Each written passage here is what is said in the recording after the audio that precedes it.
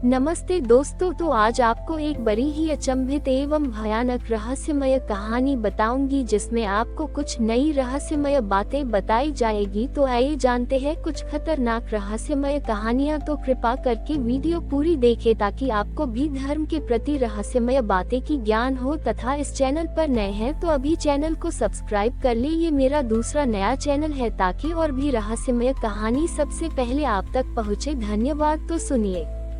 एक दूरस्थ गांव सौरग्राम में, जहां समय की गति मानो धीमी पड़ गई हो, एक प्राचीन मंदिर था, कालचक्र मंदिर। मंदिर के गर्भगृह में एक विशाल चक्र था जो समय के चक्र को दर्शाता था।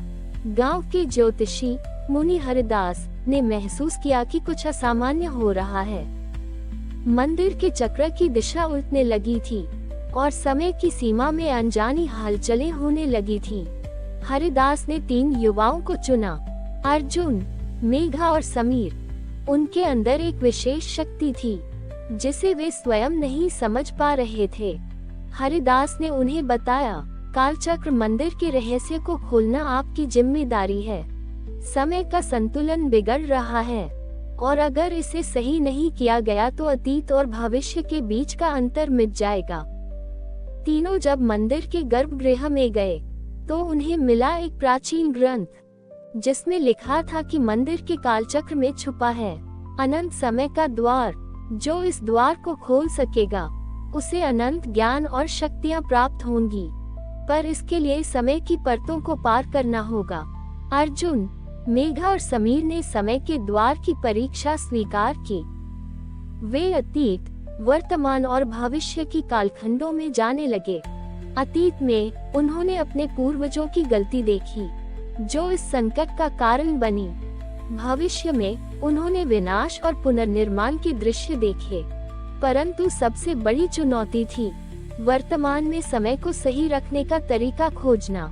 इसी बीच कालसर्प नामक प्राचीन राक्षस जाग उठा जो समय के संतुलन को बिगाड़ना चाहता था। उसका उद्देश्य था सभी कालखंडों को मिलाकर एक ऐसा युग बनाना जहां वह शाश्वत अधिपति बन सके। तीनों ने कालसर्प से युद्ध किया, पर राक्षस इतना शक्तिशाली था कि हर बार वे हारते गए। हरिदास ने उन्हें एक गुप्त मंत्र दिया, समय के 3 तत्वों का संयोजन ही कालसर्प को परास्त कर सकता है। अर्जुन ने अपने शौर्य से अतीत की शक्ति जुटाई, मेघा ने अपने ज्ञान से वर्तमान को स्थिर किया और समीर ने भविष्य की आशा जगाई। तीनों ने मिलकर समय के 3 तत्वों को जोड़कर कालसर्प का संहार किया और समय का संतुलन बहाल किया। कालचक्र मंदिर फिर से स्थिर हो गया और सौरग्राम में शांति लौट आई। तीनों ने जाना कि समय केवल एक धारा नहीं बल्कि अनगिनत धारणाओं का संगम है। उनकी यात्रा समाप्त नहीं हुई बल्कि एक नए अध्याय की शुरुआत थी जहां वे कालचक्र के रक्षक बन गए। तीनों रक्षक अर्जुन, मेघा और समीर जब मंदिर के बाहर आए तो उन्हें एक अनजाना संदेश मिला। ये संदेश मंदिर की सबसे पुरानी दीवार पर उकेरा हुआ था जिसे केवल वे ही पढ़ सकते थे जिनके दिल और मन साफ हों। संदेश था, समय का संतुलन अस्थिर है। कालचक्र की शक्ति न केवल रक्षा के लिए बल्कि विनाश के लिए भी प्रयोग की जा सकती है। भविष्य में एक ऐसी शक्ति जागेगी जो समय को अपने अनुसार मोड़ देगी। उसे रोकना केवल तीनों रक्षकों की नहीं, पूरे संसार की जिम्मेदारी होगी। तीनों ने समझा कि उनका कार्य अभी खत्म नहीं हुआ। वे जानते थे कि आने वाला संकट बड़ा होगा और वे अब अपने गांव से बाहर दुनिया के अनेक रहस्यों का सामना करेंगे। उनकी अगली मंजिल थी कालपुरा, एक ऐसा शहर जहां समय की हर परत झलकती थी। वहां के प्राचीन ग्रंथों में कहा गया था कि कालचक्र की वास्तविक शक्ति वहीं छुपी है। कालपुरा पहुंचकर अर्जुन, मेघा और समीर ने वहां के विद्वानों और साधुओं से संपर्क किया। उन्होंने जाना कि एक गुप्त संधि प्राचीन काल में हुई थी जिसमें समय की शक्ति को सुरक्षित रखने के लिए कई पदाधिकारी चुने गए थे, परंतु अब वे पदाधिकारी गायब थे और उनकी शक्तियां अधूरी थीं। तीनों रक्षक पदाधिकारियों के निशान ढूंढने निकले। उनकी खोज उन्हें विभिन्न कठिनाइयों से गुजारती रही, घने जंगल, वीरान गुफाएं और समय के भटकाव वाले स्थान। हर स्थान पर उन्हें एक एक करके खोए हुए पदाधिकारी मिले, जिन्होंने अपने ज्ञान और शक्ति से समय की रक्षा के लिए नए उपाय बताए। पर कालचक्र की शक्ति की खबर जैसे जैसे फैलती गई, अधर्मी शक्तियां भी जाग उठी। कालसर्प का अनुयायी धूमकेतु ने समय के नियमों को तोड़कर अपने अधर्म का साम्राज्य स्थापित करने की कोशिश की। तीनों रक्षक और पदाधिकारी मिलकर अधर्म के विरुद्ध एक बड़ी जंग की तैयारी करने लगे। धूमकेतु की सेना ने कालपुरा पर धावा बोल दिया। उनके पास ऐसी शक्तियां थी जो समय को विराम देने और मोड़ने की क्षमता रखती थी। सामने खड़े थे अर्जुन, मेघा, समीर और खोए हुए पदाधिकारी, जो अपने ज्ञान, शौर्य और आत्मबल से उस अधर्म को मिटाने का प्रण लेकर तैयार थे। धूमकेतु ने पहले ही कालचक्र की धुरी तोड़ने का प्रयास किया ताकि समय के प्रवाह को रोक सके, पर अर्जुन ने अपनी तलवार उठाई, जिसमें हर प्राचीन योद्धा की शक्ति समाई थी। मेघा ने अपने मंत्रों से कालचक्र को स्थिर करने का प्रयास किया और समीर ने भविष्य की संभावनाओं को देखकर सही रणनीति बनाई। जैसे जैसे युद्ध तेज होता गया, कालचक्र की शक्ति ने स्वयं को जगाया। मंदिर के चक्र ने चमकते हुए एक प्रकाश स्तंभ प्रकट किया, जो अधर्म की शक्ति को कमजोर कर रहा था। पदाधिकारियों ने उस शक्ति को समेटकर धूमकेतु की सेना को पीछे हटने पर मजबूर कर दिया। धूमकेतु ने समझा कि वह हार रहा है और अपने अंतिम शक्तिशाली आक्रमण के लिए समय के दायरे को तोड़ने की कोशिश की, पर तीनों रक्षक और पदाधिकारी मिलकर कालचक्र की शक्ति को एकजुट कर धूमकेतु को उसके अधर्म की सीमा में ही कैद कर दिया। धूमकेतु की पराजय के बाद कालपुरा और सौरग्राम में शांति लौट आई।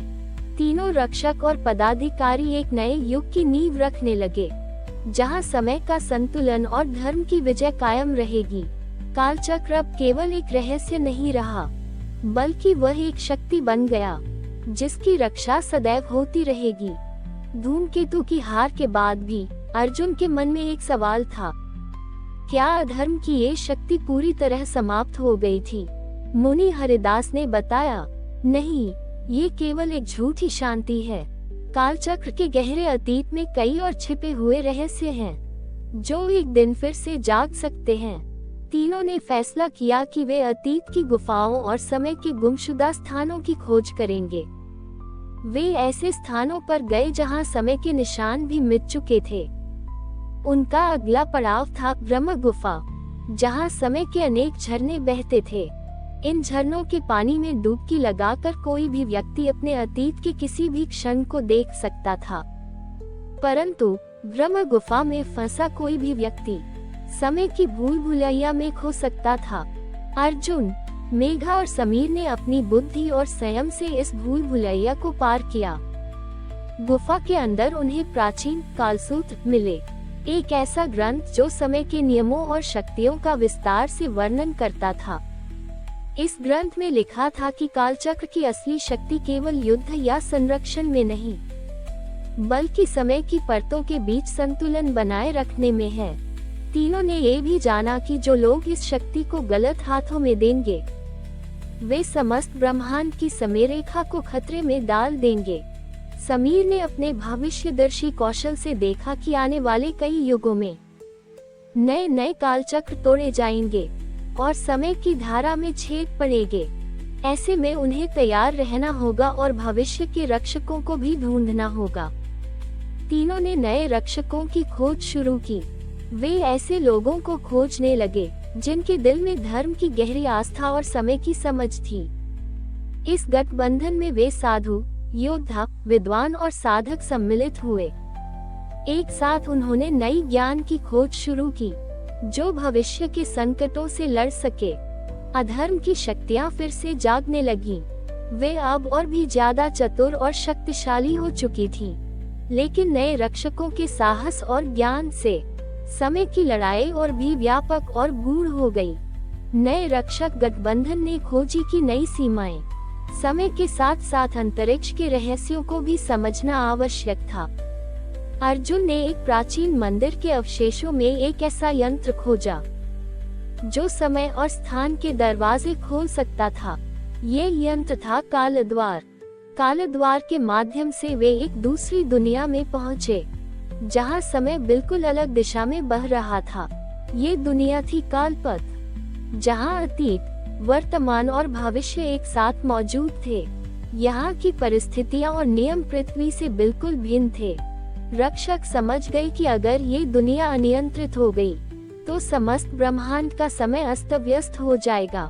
कालपथ में उन्होंने पाया कि वहाँ एक प्राचीन सत्ता, जिसे कालमूर्ति कहा जाता था, समय के प्रवाह को बनाए रखने के लिए जिम्मेदार थी। लेकिन अब कालमूर्ति कमजोर पड़ रही थी और उसकी जगह एक अंधकार में शक्ति लेने को तैयार थी। रक्षकों को कालमूर्ति की परीक्षा से गुजरना पड़ा। ये परीक्षा थी अपनी आत्मा की गहराइयों में झांकने की, जहां उनके भय, इच्छाएं और संदेह सामने आए। अर्जुन, मेघा और समीर ने अपनी आंतरिक लड़ाइयां लड़ी और अंततः वे परीक्षाओं में सफल हुए।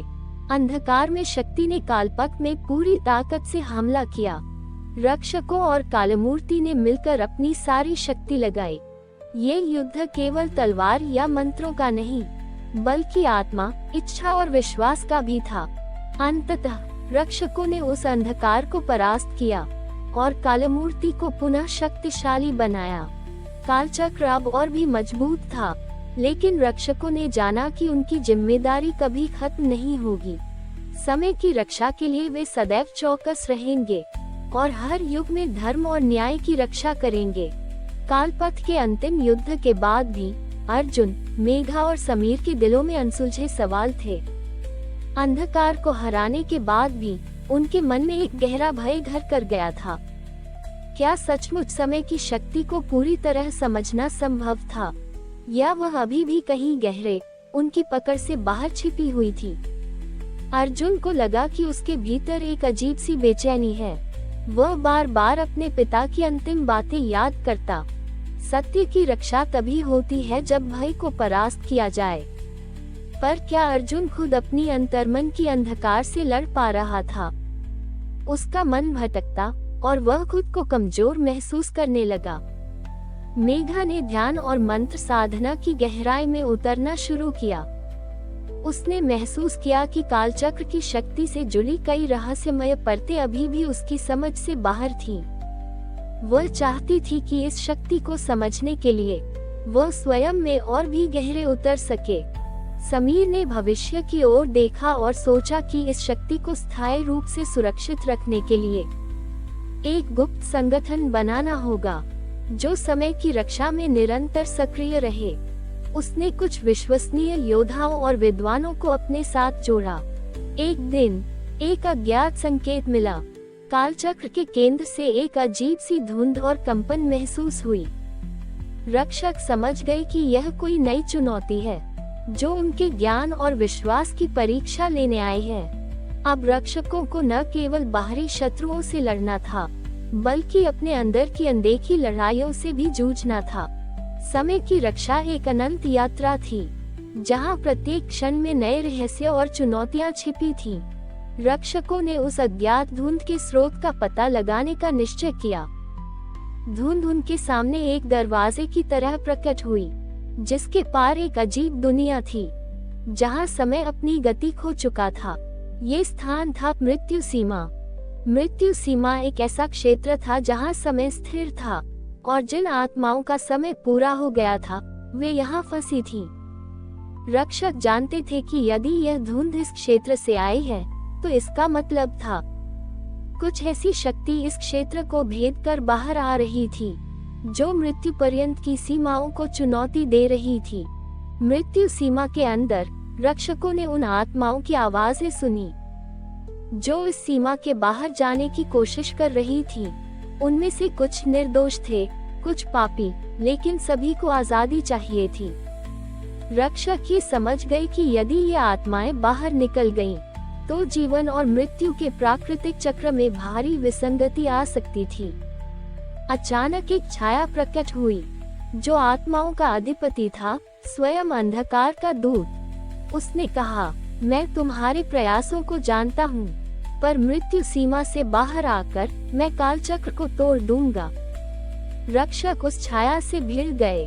अर्जुन ने अपनी तलवार उठाई, मेघा ने मंत्रों का जादू चलाया और समीर ने अपनी भविष्य दृष्टि से रणनीति बनाई। उनकी लड़ाई केवल तलवार या मंत्र की नहीं थी, बल्कि जीवन और मृत्यु के बीच संतुलन की थी। लंबी लड़ाई के बाद रक्षक छाया को पुनः मृत्यु सीमा में कैद करने में सफल हुए। उन्होंने आत्माओं को शांति दिलाई और मृत्यु पर्यंत के नियमों को फिर से मजबूत किया। इस घटना ने रक्षकों को एक बार फिर याद दिलाया कि समय और जीवन की रक्षा करना एक नश्वर नहीं, बल्कि एक दिव्य कर्तव्य है। वे अब और भी दृढ़ निश्चय के साथ अपने मार्ग पर आगे बढ़े। कालचक्र का रहस्यमय द्वार की कहानी अभी खत्म नहीं हुई है। रक्षक नई चुनौतियों और रहस्यों के लिए सदैव तैयार हैं। मृत्यु सीमा के संकट से उबरने के बाद रक्षक अपने ठिकाने लौटे, लेकिन अर्जुन के मन में एक नई उलझन पैदा हो गई थी। क्या भविष्य में कोई और भी बड़ा खतरा था जो अभी सामने नहीं आया? समीर ने एक प्राचीन ग्रंथ में भविष्य दृष्टा की एक चेतावनी पढ़ी। जब कालचक्र में असंतुलन होगा, तब एक नई शक्ति प्रकट होगी जो अतीत, वर्तमान और भविष्य को तबाह कर देगी। समीर ने यह बात अर्जुन और मेघा को बताई और वे तीनों ने मिलकर इस खतरे की तह तक जाने का फैसला किया। रक्षक कालपथ के गहरे अंतर्गत स्थित समय के देवता के मंदिर पहुँचे, जहां उन्होंने देवता से मिलकर इस भविष्य की असली वजह पूछी। देवता ने उन्हें बताया कि एक प्राचीन प्रकोप फिर से जाग रहा है, जिसे केवल सच्चे हृदय और अधिक विश्वास वाले ही रोक सकते हैं। प्राचीन प्रकोप था काल भस्म, एक ऐसी ऊर्जा जो सब कुछ नष्ट कर सकती है यदि वह गलत हाथों में पड़ जाए। काल भस्म के दुष्ट स्वामी की तलाश अब रक्षकों की नई चुनौती थी।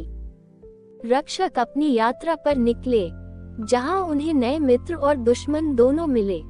एक गुप्त संगठन ने उन्हें साथ दिया जो सदियों से कालभस्म की खोज में था, लेकिन एक शक्तिशाली तांत्रिक भी उन्हें रोकने के लिए हर संभव कोशिश कर रहा था। इस बार लड़ाई केवल शक्ति की नहीं, बल्कि विश्वास और बलिदान की भी थी। रक्षकों को अपनी सीमाओं को तोड़ना होगा, अपने भय और शक को पार करना होगा। रक्षक और उनका नया गठबंधन कालभस्म की खोज में निकले। पुराने ग्रंथों और रहस्यमय संकेतों का सहारा लेकर वे एक ऐसे स्थान की ओर बढ़े जिसे निर्जनशिला कहा जाता था, जहां कहा जाता था कि कालभस्म सुरक्षित रखा गया था। निर्जनशिला तक पहुंचना आसान नहीं था। ये जगह दूर दराज के पहाड़ों के बीच थी, जहां प्रकृति की भयानक ताकतें और प्राचीन राक्षस रहते थे। रक्षकों ने मिलकर हर खतरे का सामना किया, लेकिन निर्जनशिला के अंदर एक गहरा रहस्य छिपा था। निर्जनशिला में वे प्राचीन तांत्रिक कालराग से टकराए, जो कालभस्म का स्वामी था और उसकी शक्ति को दुष्ट उद्देश्यों के लिए इस्तेमाल करना चाहता था। कालराग ने बताया कि वह समय की धारा को अपनी इच्छा से मोड़ना चाहता है, जिससे समस्त ब्रह्मांड का विनाश संभव हो सके। रक्षकों और कालराग के बीच तेज और तीव्र लड़ाई हुई। कालराग ने कालभस्म की शक्ति से समय को तोड़ने की कोशिश की, लेकिन अर्जुन, मेघा और समीर ने अपने विश्वास और साहस से उसे रोक दिया। लड़ाई के दौरान मेघा ने एक महत्वपूर्ण रहस्य खोजा कि कालभस्म को नियंत्रित करने के लिए केवल शुद्ध हृदय की आवश्यकता थी। अर्जुन ने जान लिया कि केवल वही कालभस्म को सही तरीके से नियंत्रित कर सकता है, लेकिन इसके लिए उसे अपनी आधी शक्ति त्यागनी होगी। ये बलिदान उसके लिए आसान नहीं था, पर उसने ये कदम उठाया ताकि समय और ब्रह्मांड सुरक्षित रह सके। अर्जुन के बलिदान के बाद कालभस्म की शक्ति संतुलित हो गई। कालराग हार गया और उसे निर्वासित कर दिया गया। रक्षक अपने उद्देश्य में सफल हुए और एक नए युग की शुरुआत हुई, जहां समय की रक्षा और संतुलन सर्वोपरि थे। अर्जुन के बलिदान के बाद रक्षक धीरे धीरे अपने दैनिक जीवन में लौटे, लेकिन वे जानते थे कि उनका कर्तव्य कभी खत्म नहीं हुआ। समय के प्रवाह को सही बनाए रखना, जीवन और मृत्यु के बीच के संतुलन को बनाना, यह उनका शाश्वत धर्म था। वे समझ गए कि हर अंत एक नई शुरुआत है और हर रहस्य के पीछे एक गहरा सत्य छिपा होता है। कालचक्र के रक्षक, वह अमर प्यारी जो अनंत काल तक समय के पहरेदार रहेंगे। हमारी और भी आध्यात्मिक एवं अनोखी कहानियाँ देखने के लिए हमारे चैनल पर जाएं तथा धार्मिक एवं पौराणिक और भी रोचक भरी कहानियाँ हमारे चैनल पर है। कृपया जाके देखें तथा हमारे चैनल को सब्सक्राइब करके रखें तथा वीडियो अच्छा लगे तो लाइक जरूर करें। धन्यवाद।